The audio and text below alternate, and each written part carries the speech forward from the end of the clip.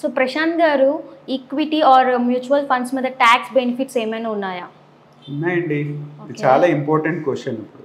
ఎందుకంటే ఇప్పుడు మీరు మ్యూచువల్ ఫండ్స్లో కానీ ఈక్విటీ స్టాక్స్లో కానీ ఇన్వెస్ట్ చేశారంటే మీకు ట్యాక్స్ ఎగ్జంప్షన్ అనేది వర్తిస్తుంది. అంటే మీరు ఇన్వెస్ట్మెంట్ మీద ఎగ్జంప్షన్ కోసం చూసుకుంటే కనుక డైరెక్ట్గా మీరు వచ్చే ఇన్కమ్ని ఇన్వెస్ట్ చేసినా కూడా ఎగ్జంప్షన్ ఉంటుంది. అలాగే రిటర్న్స్ మీద కూడా ఎగ్జంప్షన్ ఉంటుంది. ఈ రెండు కేటగిరీస్ నేను చెప్తాను. ఇప్పుడు ఇన్వెస్ట్మెంట్ మీద అంటే ఇప్పుడు మనకి ఈఎల్ఎస్ఎస్ స్కీమ్స్ అని ఉంటాయి, ఈక్విటీ లింక్ సేవింగ్స్ స్కీమ్స్ అని ఉంటాయి. అందులో మనకి ఏటీసీ సెక్షన్ ప్రకారం అప్ టు 1.5 lakh వరకు ఈ ఈఎల్ఎస్ఎస్ స్కీమ్లో ఇన్వెస్ట్ చేస్తే 1.5 lakh వరకు మనకి ఎగ్జంప్షన్ వస్తుంది అనమాట.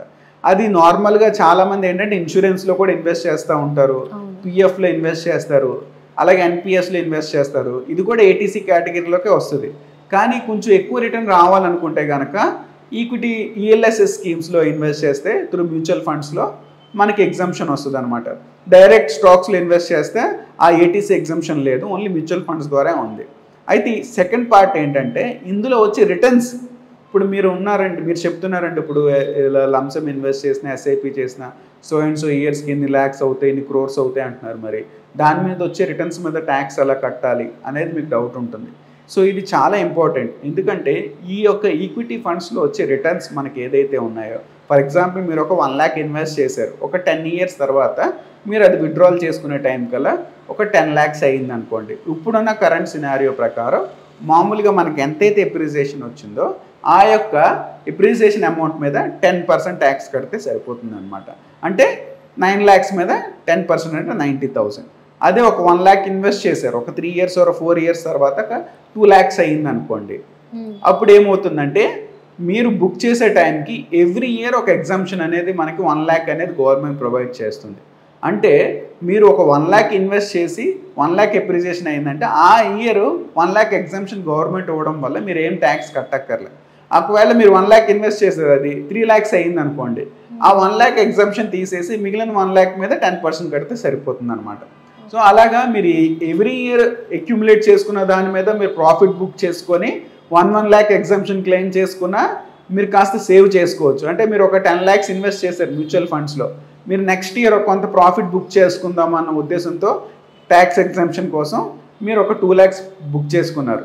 బుక్ చేసుకోవడం వల్ల ఏమవుతుందంటే 1 lakh ఎగ్జంప్షన్ కింద వెళ్ళిపోతుంది, 1 lakh మీద 10,000 కడితే సరిపోతుంది. అలాగే ఇయర్ ఆన్ ఇయర్ మీరు చేసుకుంటే ఆ 1 lakh ఎగ్జంప్షన్ యూజ్ చేసుకోవడం వల్ల మీకు అడ్వాంటేజ్ వస్తుంది. లేదు మీరు ఒక్కసారి కడతానన్నా సరే, ఒక్కసారి ప్రాఫిట్ ఎప్పుడైనా బుక్ చేసుకున్నారో స్ట్రైట్ అవే ఫ్లాట్ మనం 10% ట్యాక్స్ కట్టేయాల్సి వస్తుంది అనమాట. కానీ మీరు వేరే అదర్ అసెట్ క్లాసెస్తో కంపేర్ చేసుకుంటే కనుక ఈక్విటీలోనే చాలా తక్కువ.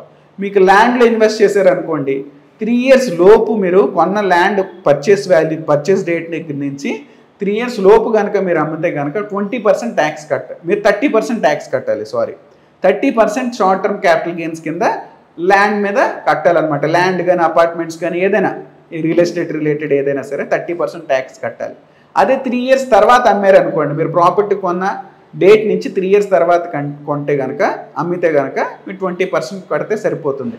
లేదు ఇందులో కూడా ఎగ్జంప్షన్ ఏదైనా కావాలనుకోండి, ప్రాపర్టీ అమ్మిన వితిన్ 1 year లోపు మనం వేరే అసెట్లో ఇన్వెస్ట్ చేస్తే కనుక ట్యాక్స్ ఎగ్జంప్షన్ క్లెయిమ్ చేసే అవకాశం ఉంటుంది. కానీ కంపేర్ టు ఎందుకు చెప్తున్నానంటే ల్యాండ్ రియల్ ఎస్టేట్ కూడా కంపేర్ టు రియల్ ఎస్టేట్ కంటే ఈక్విటీలోనే ట్యాక్స్ తక్కువ ఉంటుందన్నమాట.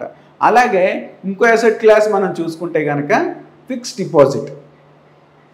డిపాజిట్ అంటే మనం బ్యాంక్లో చేసే డిపాజిట్స్ ఉంటాయి. అలాగే ఎన్బిఎఫ్సిస్ నాన్ బ్యాంకింగ్ ఫైనాన్షియల్ ఇన్స్టిట్యూషన్స్లో మనం చేసే డిపాజిట్స్ ఉంటాయి. వాటికి 6 నుంచి 10% వరకు రేట్ ఆఫ్ రిటర్న్ వస్తుంది అనమాట. అయితే అక్కడ మనకి ఫిక్స్డ్గా వస్తుంది, సేఫ్టీ అనేది ఉంటుంది. కానీ అందులో వచ్చే రిటర్న్ ఏదైతే ఉన్నదో మీరు స్లాబ్ రేట్ ప్రకారం ట్యాక్స్ కట్టాలి.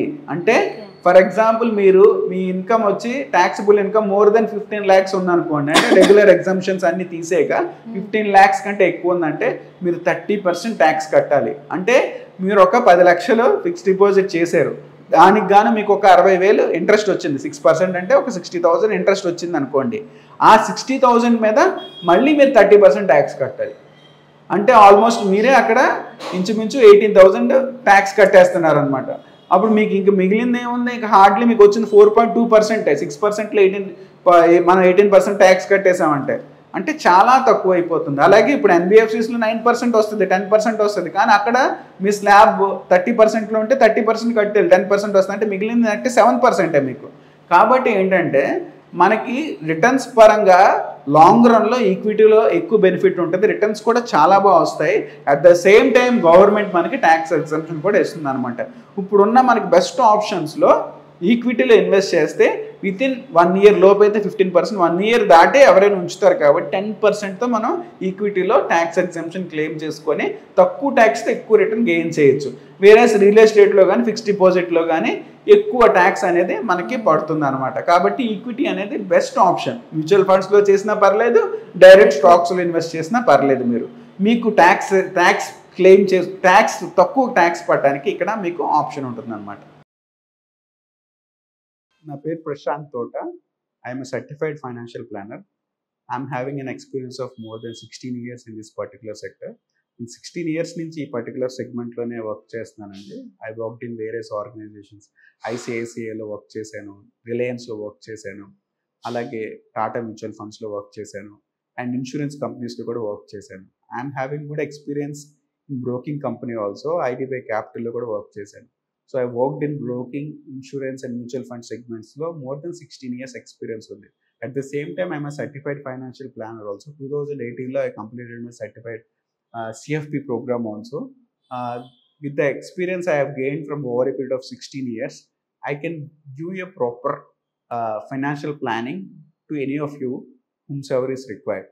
సో ఈ ఫైనాన్షియల్ ప్లానింగ్ అనేది బేసిక్గా ఒక పర్టికులర్ ప్రొడక్ట్ మీద మన ఇన్వెస్ట్మెంట్ ఎప్పుడు ఉండదు. మనం ఎప్పుడైతే డైవర్సిఫికేషన్ అనేది అన్ని కేటగిరీస్లో చేసుకుంటామో with a proper financial planning అనాలిసిస్తో అప్పుడే మన యొక్క ఫ్యూచర్ గోల్స్ని మనం ఈజీగా చేయగలం. సో నా వర్క్ ఏంటంటే I prepare a proper financial plan according to the customer whomsoever visits me. నా దగ్గరకు వచ్చిన క్లయింట్కి తన యొక్క కరెంట్ సినారియో బట్టి, అతని శాలరీ బట్టి, తన యొక్క బ్యాక్గ్రౌండ్ బట్టి ఏ విధంగా తన యొక్క ప్లానింగ్ని చేసుకొని తన ఫ్యూచర్ గోల్స్ని రీచ్ అవ్వగలరో, whatever it might be, any big goal it can be achieved by proper financial planning, దానికి గైడ్ చేస్తారండి.